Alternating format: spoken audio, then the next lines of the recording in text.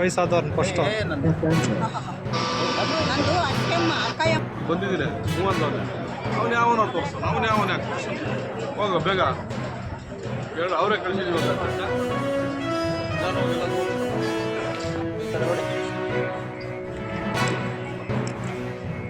Okay ಫಲಾನುಭವಿಗಳು ಹೆಚ್ಚಿನ ಒಂದು ಅದಾಲತ್ ಕಾರ್ಯಕ್ರಮದಲ್ಲಿ ಭಾಗವಹಿಸಿದ್ದಾರೆ. ಅವರಿಗೂ ಸಹ ಸ್ವಾಗತವನ್ನು ಕೋರುತ್ತೇನೆ. ಸಿದ್ದರಾಮಣ್ಣವರ ಮಹತ್ವಾಕಾಂಕ್ಷಿ ಯೋಜನೆ ವೃದ್ಧಾಪ್ಯ ವೇತನ, ಸಂಧ್ಯಾ ಸುರಕ್ಷೆ ಮತ್ತು ವಿಧವಾ ವೇತನವನ್ನು ಮನೆ ಬಾಗಿಲಿಗೆ ಕೊಡಬೇಕು ಅಂತೇಳಿ ಆದೇಶ ಮಾಡಿದ್ದು, ಅದರಂತೆ ನಮ್ಮ ತಾಲೂಕು ಆಡಳಿತ ವತಿಯಿಂದ ಪ್ರತಿ ಹೋಬಳಿ ಮಟ್ಟಕ್ಕೂ ಹೋಗಿ ಆ ಹೋಬಳಿ ಮಟ್ಟದಲ್ಲೇ ನಮ್ಮ ಕಚೇರಿ ಸಿಬ್ಬಂದಿನೇ ಆ ಬರ್ತಕ್ಕಂಥ ಫಲಾನುಭವಿಗಳನ್ನು ಗುರುತಿಸಿ ಇವತ್ತು ಪೆನ್ಷನ್ ಕೊಡೋ ವ್ಯವಸ್ಥೆ ಮಾಡಿದೆ. ಇವತ್ತು ಈ ವ್ಯವಸ್ಥೆಯನ್ನು ಕಸಬಾ ಹೋಬಳಿ ಮತ್ತು ಬಂಗಾರಪೇಟೆ ಟೌನ್ಗೆ ಸಂಬಂಧಪಟ್ಟಂತೆ ಬಂಗಾರಪೇಟೆ ತಾಲೂಕು ಕಚೇರಿಯಲ್ಲಿ ಹಮ್ಮಿಕೊಂಡಿದ್ದು, ಈ ಕಾರ್ಯಕ್ರಮದ ಆಸೀನರಾಗಿರ್ತಕ್ಕಂಥ ಅರಿಶಿಣ ಅಥವಾ ಈ ಚಣಗಿ ಬೇಳೆ ಅಂತೀವಿ ಅದಕ್ಕೆ ನಾವು ಅದರ ಆಮದು ಏನು ಕೇಂದ್ರ ಸರ್ಕಾರ ಭಾಳ ಹೆಚ್ಚಿನ ಪ್ರಮಾಣದಲ್ಲಿ ಮಾಡ್ತು.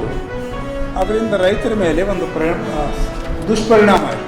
ಏನಾಯಿತು, ಇವತ್ತು ತೊಗರಿ ಏನಿದೆ ಮಾರ್ಕೆಟಲ್ಲಿ 6,000 ರೂಪಾಯಿ ಕ್ವಿಂಟಲ್, 6,500 ಕ್ವಿಂಟಲ್, ಭಾಳ ಆದರೆ 7,000 ಕ್ವಿಂಟಲ್ ಮಾಡ್ತಾರೆ.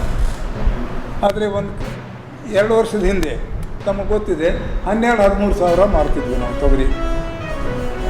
ಮತ್ತು ಅದು ಇನ್ನೊಂದು ಸಲ 2007ರಲ್ಲಿ ಮತ್ತು 2005ರಲ್ಲಿ 15,000 ರೂಪಾಯಿಗಿತ್ತು ಬೆಲೆ. ಈ ಹಿಂದಿನ ಸರ್ಕಾರ ಏನು ಮಾಡಿದರು, ಈ ಚಣಗಿ ಬೇಳೆ ಅಥವಾ LOP ಅನ್ನೇನಿದಿಲ್ಲ, LOPನ ಬ್ಯಾನ್ ಮಾಡಿದರು. ಇದು ಕಾಯಿಲೆ ಬರ್ತದೆ, ಇದು ಕ್ಯಾನ್ಸರಸ್ ಇದರಲ್ಲಿ ಅಂಶಗಳಿದ್ದಾವೆ, ಅದಕ್ಕೆ ಇದನ್ನು ಉಪಯೋಗ ಮಾಡಬಾರ್ದು, ಹೊರಗಿನ ದೇಶದಿಂದ ತರಿಸ್ಬಾರ್ದು. ಯಾಕೆ ಅಂದರೆ ಹೊರಗಿನ ದೇಶದಲ್ಲಿ ಅದು 3,000 ರೂಪಾಯಿಗೆ ಮಾರ್ತಾರೆ ಒಂದು ಕ್ವಿಂಟಾಲಿಗೆ.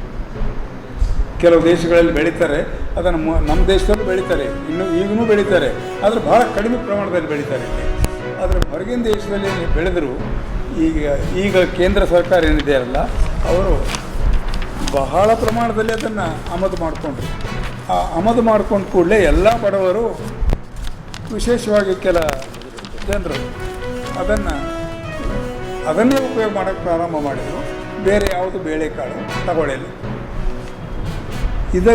ಇದರ ಪರಿಣಾಮ ಏನಾಯಿತು, ನನ್ನ ಒಬ್ಬ